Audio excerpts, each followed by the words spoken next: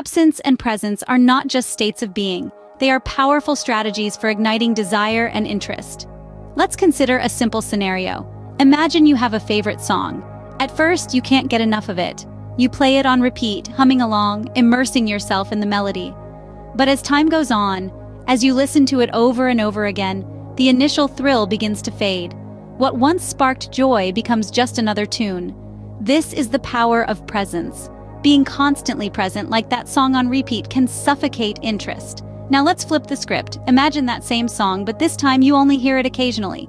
Each time it comes on, it's a delightful surprise. The melody is fresh, the lyrics resonate, and the joy it brings feels as potent as the first time you heard it. This is the power of absence. A strategic absence can spark intrigue and desire, making the heart grow fonder. This dynamic is deeply rooted in our human nature, in our innate desire to possess what we can't have. It's why the elusive object of desire is so tantalizing. When something or someone is always available, we take it for granted. But when it's not, when it's just out of reach, it becomes infinitely more appealing. We start to crave it, to yearn for it, to dream about it. Think about it in terms of relationships. A partner who's always around might feel suffocating after a while, but a partner who knows when to give space, when to step back, becomes intriguing. Their absence serves as a gentle reminder of their value, sparking a renewed appreciation and interest. So it's not just about being there all the time, it's about knowing when to step back, when to let absence do the talking. Because in the end, it's your absence that will make people realize your worth. It's your absence that will remind them of your value. Remember, absence sharpens love, presence strengthens it. So remember, it's not just about being there, it's also about knowing when to step back. Your absence will remind people of your value. We're in a constant pursuit of something better. This is the grass is always greener syndrome. Let's delve into the human psyche and unravel the 3 qualities of our brain that contribute to this syndrome. Firstly, our brains have this peculiar tendency to think of something negative when something good happens. Picture this. You've just received a promotion at work. You're ecstatic, but then, almost instinctively, your mind begins to worry about the increased workload, the higher expectations, and the potential for failure. It's as if our brains are wired to temper our joy with a dose of realism, or often pessimism. Secondly, we humans have a natural inclination towards negative biases. We're never fully satisfied, are we? We buy a shiny new car, and for a while it's the apple of our eye. But soon we start noticing the newer models on the road, and our once prized possession starts to lose its sheen. This constant yearning for more, for better, is ingrained in our psyche. It keeps us on our toes, always in search of the next best thing. Lastly, our pleasure in imagining things as an escape from reality plays a significant role in the grass is always greener syndrome. Daydreaming is a pastime we're all guilty of. We imagine a life where we're richer, more successful, more loved. This fantasizing provides us with a temporary escape from the harsh realities of our daily lives. But remember, these are mere illusions, not the reality.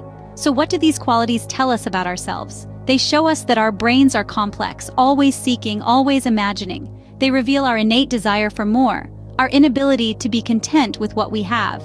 But understanding these aspects of our mind can help us better control our desires and expectations. Remember, the grass isn't always greener on the other side. Sometimes it's just a different shade of green. By acknowledging and understanding our tendencies, we can learn to appreciate what we have, while still striving for what we want. After all, it's this balance that makes life both challenging and rewarding. To ignite desire in others, you need to see yourself and your work as objects of desire. Here are 3 strategies to help you do that. First, you need to understand when to withdraw. It's about maintaining a balance between being present and absent. Picture this, an artist who disappears right after launching a masterpiece. Their absence stirs curiosity, creating a sense of mystery around them. People start to wonder, where are they? What are they up to? This curiosity fuels their desire for the artist and their work. Similarly, by being a little aloof and occasionally withdrawing, you can stimulate interest and desire in others. Next, let's talk about the power of rivalry. Human desire is a social affair. We often covet what others want, so why not use this to your advantage? Imagine a scenario where a renowned collector expresses interest in an obscure painting. Suddenly, everyone wants to own it. The painting's value skyrockets not because of its inherent quality, but because of the desire it sparks in others. By creating an illusion that others want you or your work, you can ignite a similar desire in the people around you. Finally, there's the strategy of induction.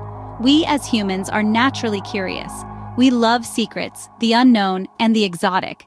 Now picture a novelist who shares snippets of their upcoming book. These sneak peeks, these secrets, create a buzz. People start imagining the plot, the characters, the twists. This anticipation, this desire to know more, drives them to buy the book as soon as it hits the shelves. By revealing secrets that seem new and exotic, even if they're not, you can tap into this natural curiosity and stimulate desire. These strategies are not foolproof, nor are they one-size-fits-all. They require understanding, finesse, and a dash of creativity. But when applied correctly, they can help you become an elusive object of desire, sparking interest and intrigue in those around you, and turning you or your work into something people can't help but want. By applying these strategies, you can become an elusive object of desire, sparking interest and intrigue in those around you. The grass is always greener syndrome can be both a driving force and a pitfall. On one hand, it fuels our ambitions, pushing us to strive for better. It keeps us on our toes, constantly on the lookout for the next best thing. But this coin has another side. This insatiable desire for more can sometimes turn into chronic discontent, leading us down a rabbit hole of wasted time and effort. Imagine a dog chasing its own tail, forever in pursuit, but never quite reaching its goal. This is the trap of the grass is always greener syndrome. The key to avoiding this pitfall lies in understanding our reality. It's about finding the balance between aspiration and contentment, between dreaming of greener pastures and appreciating what we already have. So take a moment to appreciate the grass on your side of the fence. It might be greener than you think.